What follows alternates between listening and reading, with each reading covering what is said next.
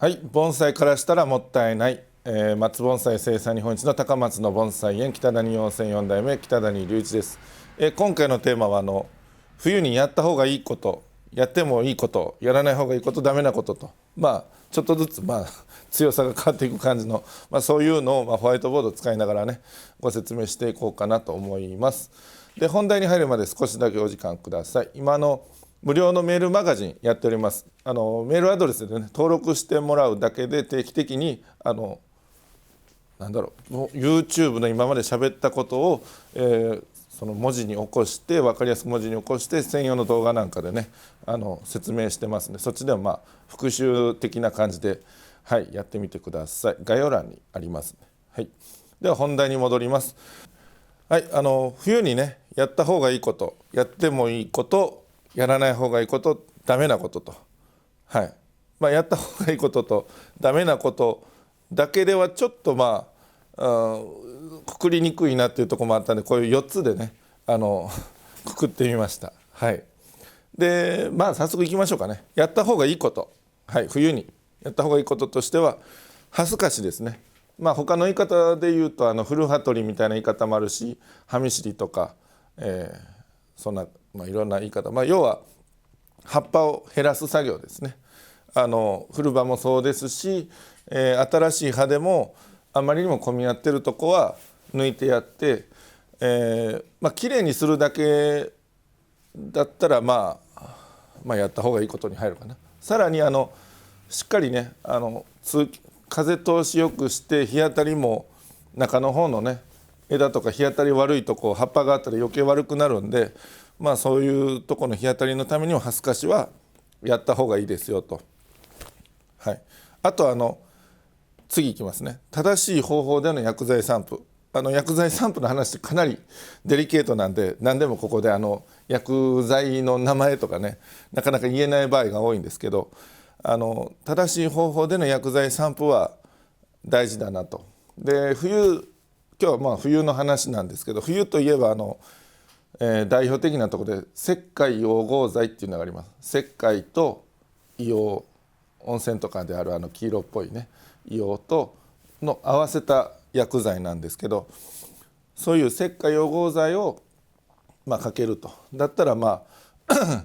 その石灰溶合剤に箱なり入れ物なりに書いてある効能が得られると、ちょっと回りくどい言い方で申し訳ないんですけど、ただこれもね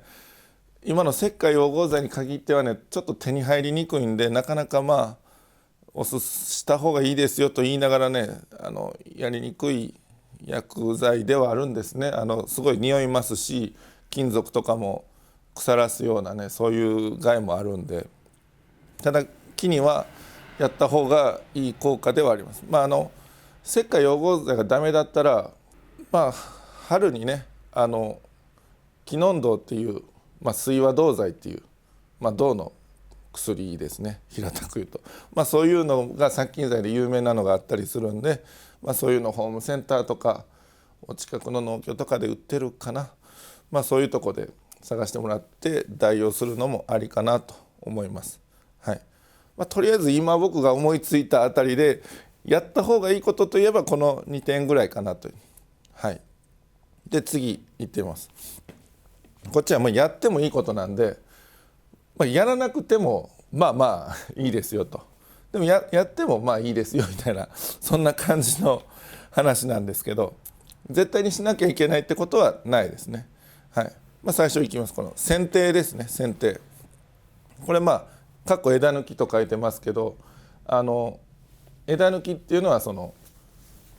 一本一本ね枝を間引くというか元から取るみたいな。なんでこうやって書いたら冬でも一応新芽はちっちゃくねあるんですけど、そういう新芽はあんまり取らない方がいいので、枝を抜くのはいいけどその新芽を切るみたいな芽切りみたいな作業はしない方がいいですよと。剪定の中でもそうですね、枝の数を減らすような剪定だったらやってもいいですよと。あと針金掛けですね。これもあんまり芽がしっかりしてないのはやらない方がいいですけど、芽がしっかりしてて早くね完成に持っていきたいって場合は冬に針金掛けはかなりやりやすいです。芽がしっかりしてるんで、春とか夏とかに比べると。はい。なんで針金掛けもいいですよと。あと植え替えですね。結構もう秋の終わりぐらいから、夏に限りの話してますけど、全体的にそうなんですけど、植え替えは結構できます。僕も何本も試してみたんですけど、だいたい植え替えって春がいいって言われるんですが、秋のね10月ぐらいからやり始めても全然調子の悪い植え替えないんです。よっぽどもともともう危ないなっていう子は別にして、普通の元気な子の植え替えはもう全く、失敗がないので、やっぱりこれは植え替えは冬、なんなら秋ぐらいからでもできるんですけど、冬の間はもう元気な松だったら問題なくできます。100% ってわけではないんですけど、一応植え替えって作業は何%か危険性ははらんでると思ってやってください。はい。この辺がいいですよという上の段ね。はい。次、ここからはやらない方がいいこと、あんま良くないことですね。はい。で、最初が室内に長期間入れると。で、室内で管理するっていうのはどの季節でもあんまり良くはないんですが、冬はね木の成長が穏やかなんで長期間入れやすいんですけど、それでも長期間でもね、いろんな長期間が3日なのか1週間なのか1ヶ月なのか、いろんな言い方できるんで、あんま長すぎる期間は入れない方がいいですよと。入れてもせいぜい1週間ぐらいで、入れ方もあんまり暖房がしっかり効いてる中で長期間やると本当にね気がね春と勘違いすることもあるんじゃないかなという。だからあんまり今外の温度とかそういうのとかけ離れたところに長期間は特にあんまやらない方がいいですね。はい。で次がね、これちょっとややこしいんですけど、根詰まりが原因でない元気がない木の植え替え。はい。これ単純に元気がない木の植え替えは冬にあんましない方がいいんですが、はい。根詰まりが原因だったら冬でもした方がいいんですよ。でもそれでもある程度待てるなら春元気になってからやってもいいんですが、根詰まりが本当にひどくてね、それで元気がない場合はもう冬でもさっさとした方がいいかなと思います。でここに書いてるのは根詰まりが原因でなくて元気がない子の植え替えはさすがにちょっと春が深まってしっかり芽が元気になってから植え替えした方がいいなと思いますね。さっきやってもいいことの植え替えとここねちょっとね両方植え替えなんですけど、根詰まりが原因でない元気がない木の植え替えだけはちょっとやらない方が冬にねやらない方がいいですよという、はい、そんな感じです。ここまではねギリねギリギリ政府の範囲内なんですが、ここから次ねこれはもう×ですね。はい。ダメなこといきますね。なんぼ冬で涼しくて乾きが鈍い言ってももう水を全くやらないのはさすがに良くないですね。地域によってはもう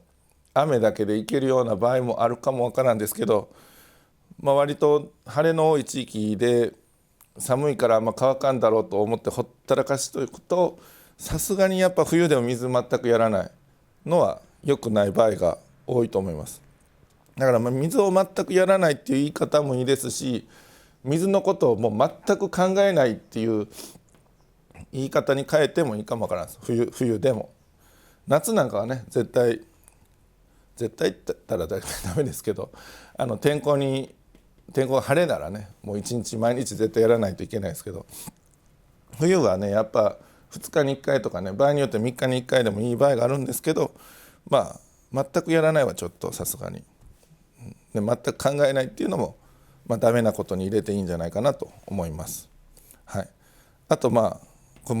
一応これもねでさっき薬剤の話したんでここでも一応出しとかないといけないかなと思って、間違って薬剤散布はもうこれはもうダメに入れとこうかなと。だから樹木類っていうくくりの中に登録されてない薬剤を樹木にやるとか、あと、同じような薬を近い期間でやって、薬が効きすぎるとか、あと本当は30倍ぐらいでやらないといけないのにもう10倍ぐらいの高頻度でやりすぎたとかね、倍率です、希釈の倍率ですね、はい、そういう感じで間違った薬剤散布はこれダメですね。結構薬害で枯れるっていうことはありえるんで、はい、ここはまあまあ厳しいところですけど、難しいところではあるんですけど、注意してくださいと。はい、大体これが今4項目言っていったんですけど、ちょっとおさらいしましょうかね。やった方がいいことが恥ずかしいと正しい方法での薬剤散布で、やってもいいことが、枝抜きのような剪定の仕方と針金かけ植え替えで、やらない方がいいことが室内に長期間、ちょっとはいいけど長すぎるのは良くないですよと。で、根詰まりが原因でない